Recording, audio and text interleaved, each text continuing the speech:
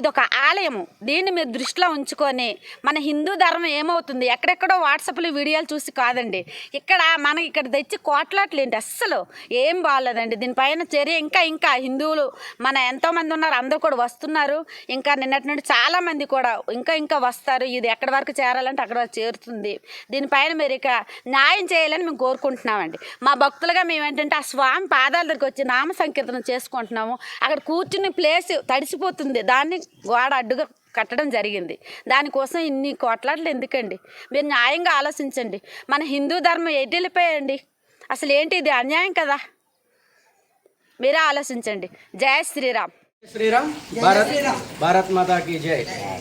ఏదైతే ఒక 3 రోజుల నుంచి సోషల్ మీడియాలో జరుగుతున్నటువంటి వాంబాయి కాలనీలో ఉన్నటువంటి వెంకటేశ్వర స్వామి దేవాలయం పరిధిలో కొండపై నుంచి వచ్చేటటువంటి ఒక వాటర్ సమస్య గురించి భక్తులు ఇబ్బంది పడుతున్నారన్నటువంటి ఆలోచన నిమిత్తం దేవాలయం కమిటీ వాళ్ళందరూ కూడా ఒక గోడను నిర్మించడానికి ప్లాన్ చేశారు.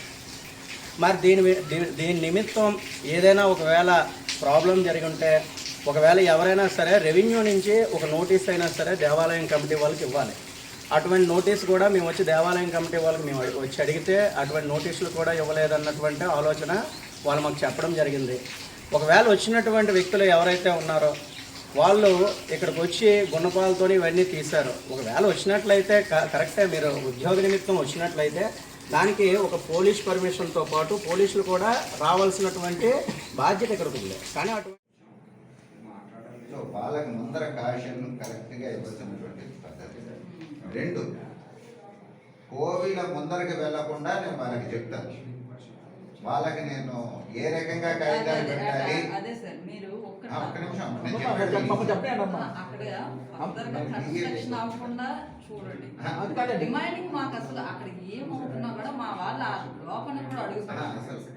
అంటే మీ మాట వింటదేమో నేను చూస్తాను. నేను ఇప్పటికి 3 సార్లు రిక్వెస్ట్ చేశాను ఆవిడ. సో నా మాట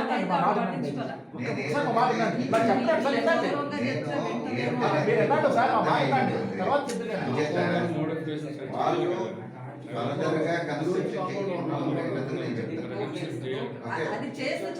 పేపర్లు ఏవైతే త్రూ ఎంఆర్ఓ కలెక్టర్ గారు ప్రాపర్ ఛానల్లో